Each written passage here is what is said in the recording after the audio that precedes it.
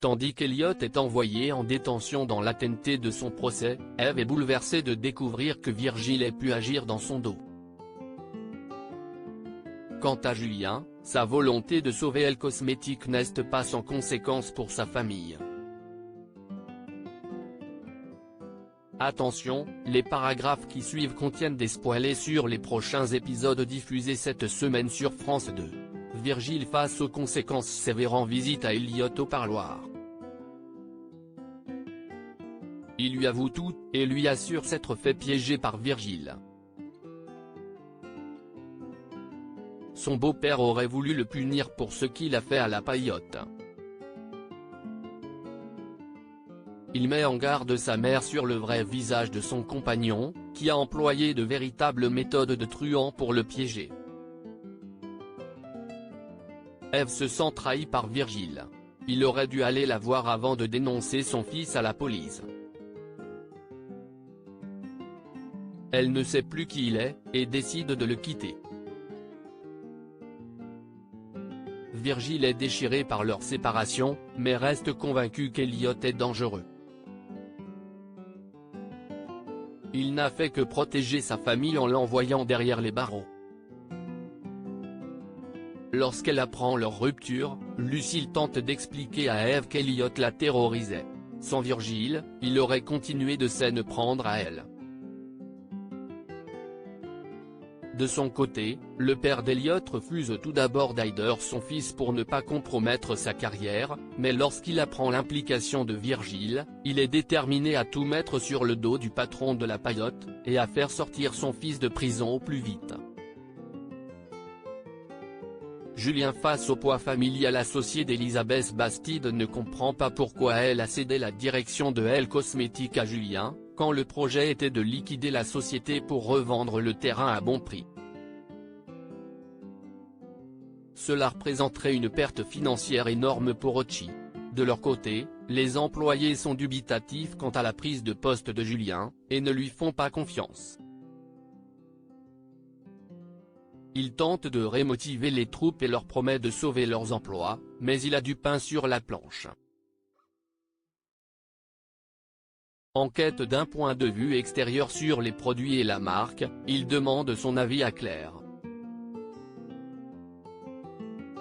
Celle-ci lui suggère de se rapprocher de l'histoire de la marque, de ce qu'elle pouvait représenter par le passé.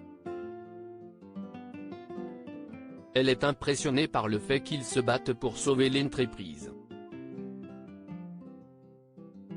Mais Manon les surprend tous les deux et pense que son père a toujours des sentiments pour elle. Tandis que Julien réussit à convaincre les employés de Elle Cosmétiques avec son projet de redonner un esprit vintage à la marque, Manon fait part de ses craintes à sa grand-mère vis-à-vis de l'influence négative de Claire sur son père. Le soir même, Elisabeth fait une scène à Julien en lui reprochant d'agir pour impressionner Claire. Furieux, il congédie sa mère sans ménagement. Leur conflit réveille les craintes d'Alice sur les sentiments de son mari. Mais pour Julien, il s'agit clairement d'une vendetta de sa mère, qui a décidé de l'empêcher de redresser la boîte et de tout faire pour la torpiller. Elle fait ainsi pression sur leur client principal pour qu'il leur demande de baisser leurs marges, et fait annuler leur autorisation de découvert. Mis au pied du mur, Julien demande à Alice son autorisation afin de signer un prêt à partir de leurs fonds propres. Alice refuse, par peur de mettre en péril leur famille.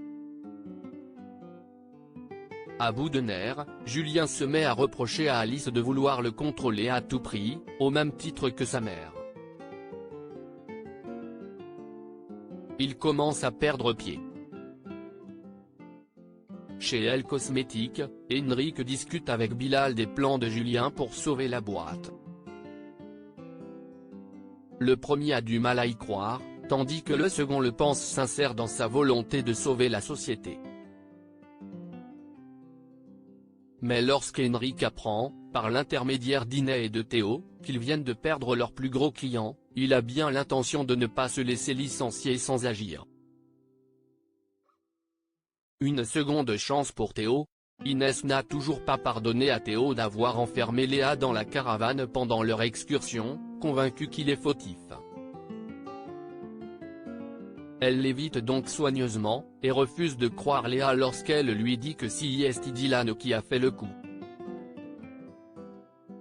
Elle en vient à lui reprocher la décision de son père de reprendre la direction de Elle Cosmétiques car son père Henrik y est employé, et risque de perdre son emploi par sa faute. Arthur assiste à la scène, il ne supporte pas qu'Inès dise du mal de son père, et demande à Manon de lui dire la vérité sur l'incident du camping. Manon n'a aucune intention de faire quelque chose qui pourrait rendre service à Théo, qu'elle déteste. Mais lorsqu'elle se rend compte que Dylan lui adresse la parole uniquement lorsqu'il a besoin de lui demander un service, elle décide de se venger en avouant la vérité à Inès. Dylan voulait que Théo passe pour un salaud à ses yeux car il sait qu'elle a des sentiments pour lui. Inès présente ses excuses à Théo, et les deux ados se réconcilient.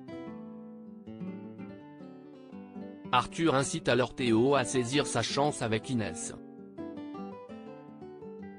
Mais la jeune fille n'a pas l'intention de rompre avec Dylan pour autant. Chez les Estrella, Marie ne peut se résoudre à se rendre à la réception organisée pour l'attribution du label AOP à Victor, après leur dispute au sujet de la mort d'Angèle. Mais elle veut faire la paix dans son couple, Angèle n'aurait pas voulu que ses parents se déchirent à cause d'elle. Victor lui confie que les Olivier l'ont aidé à tenir face au drame qu'ils ont vécu. Marie comprend et accepte de le laisser s'impliquer dans son travail. Remerciant Adèle pour sa mission, celle-ci propose à Victor de devenir son agent commercial. L'idée est séduisante mais elle impliquerait que Victor travaille encore plus. Contre toute attente, Marie l'encourage.